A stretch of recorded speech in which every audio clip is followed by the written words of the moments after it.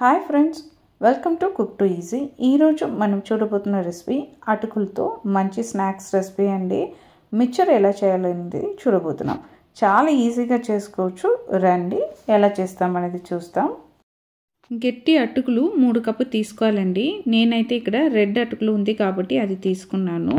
దీంతోపాటు 3 నుంచి 4 ఎండుమిరపకాయ, జీడిపప్పు, పుట్నాలు, పల్లిపప్పు, కరివేపాకు, వెల్లుల్లి, ఇవి అన్నిటినీ మనము కొలత ప్రకారం తీసి రెడీగా పెట్టుకోవాలండి. ఎందుకంటే ఇవి అన్నిటినీ మనం ఆయిల్లో ఫ్రై చేయబోతున్నాం కాబట్టి ఫస్టే అన్నీ రెడీగా పెట్టుకుంటే మనకు పని అన్నది చాలా తొందరగా అవుతుందండి. ఈ మిక్చర్ చేస్తున్నప్పుడు మనకు ఆయిల్ అనేది మీడియం ఫ్లేమ్లో ఉన్నట్టు చూసుకోండి. అప్పుడే మనకు అన్ని ఐటమ్స్ని విడివిడిగా మనం ఫ్రై చేసి తీసుకున్నప్పుడు ఆ పప్పులన్నీ లోపల వరకు మనకు ఫ్రై అయి దొరుకుతుందండి. ఇప్పుడు ఆయిల్ అనేది మనకు వేడి అయింది కాబట్టి మనం తీసి పెట్టుకున్న అన్ని రకాల పప్పుల్ని ఒక్కొక్కటి వేసి మెల్లగా మనం ఫ్రై చేసి తీసుకోవాలండి. ఈ విధంగా ఫ్రై చేసుకున్న అన్నిటినీ ఒక బౌల్లో వేసి మనం పెట్టుకోవాలండి. ఇలా మనం ఫ్రై చేసిన ఐటమ్స్ని ఒక టిష్యూ పేపర్ వేసేసి మనం అన్నిటినీ ఒక బౌల్లో వేసుకుంటే చాలా ఈజీగా అయిపోతుందండి. ఈ విధంగా మనం తీసి పెట్టుకున్న కరివేపాకు కూడా ఆయిల్లో పెట్టి ఫ్రై చేసి సెపరేట్గా తీసిన తర్వాత అండి మనం తీసి పెట్టుకున్న అటుకుల్ని కొంచెం కొంచెంగా వేసి మనం ఫ్రై చేసుకోవాలండి.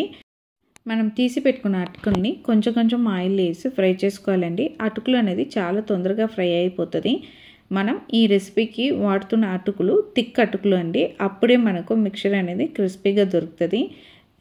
తిన్న అటుకులు తీసుకున్నామంటే చాలా తొందరగా మాడిపోతుందండి. అందుకే ఈ విధంగా చేస్తున్నాం. అంతే అండి, అన్ని అటుకుల్ని మనం ఫ్రై చేసి తీసుకున్నాము. ఇప్పుడు మనం దీంట్లో ఒక 1/2 టీ స్పూన్ అంత పసుపు వేస్తున్నామండి. అలానే మనం కారంకు తగినట్టు 1/2 టీ స్పూన్ నుంచి 1 టీ స్పూన్ అంతా మనం కారపొడి వేసుకోవచ్చు. ఉప్పు, ఇవి అన్నిటినీ వేసి బాగా ఈ విధంగా మిక్స్ చేసుకోవాలండి. ఇలా అన్నీ కలిసినట్టు మిక్స్ చేసుకున్నామంటే సూపర్గా మనకు అటుకులతో మిక్చర్ అనేది రెడీ అయిపోతుంది. మనకు ఇంట్లో ఉన్నప్పుడు అప్పటికప్పుడు తొందరగా ఒక 15 మినిట్స్లో ఏదైనా చేసి తినాలని అనిపిస్తే ది బెస్ట్ రెసిపీ ఈ అటుకుల మిక్చర్ అండి. అంతే, మనకు ఉప్పు కారం అన్నీ వేసి మనకు అటుకులు మిక్చర్ అనేది రెడీ అయిపోయిందండి. చాలా ఈజీగా చేసుకోవచ్చు. మీరు కూడా తప్పకుండా సేమ్ కొలతలతో ఒక్కసారి ఈ అటుకులు మిక్చర్ రెసిపీని ట్రై చేసి చూడండి, టేస్ట్ చేసి చూడండి. మీరు ఖచ్చితంగా ఇష్టపడతారండి. అంతే అండి, చాలా ఈజీ అయిన రెసిపీ. ఖచ్చితంగా మీరు ట్రై చేసి చూడాలి. మీకు ఈ రెసిపీ నచ్చిందంటే కుక్ టు ఈజీ ఛానల్ని లైక్ చేయండి, షేర్ చేయండి, కామెంట్ చేయండి. తప్పకుండా మన కుక్ టు ఈజీ ఛానల్ని సబ్స్క్రైబ్ చేయండి. అందరికీ బాయ్ అండి.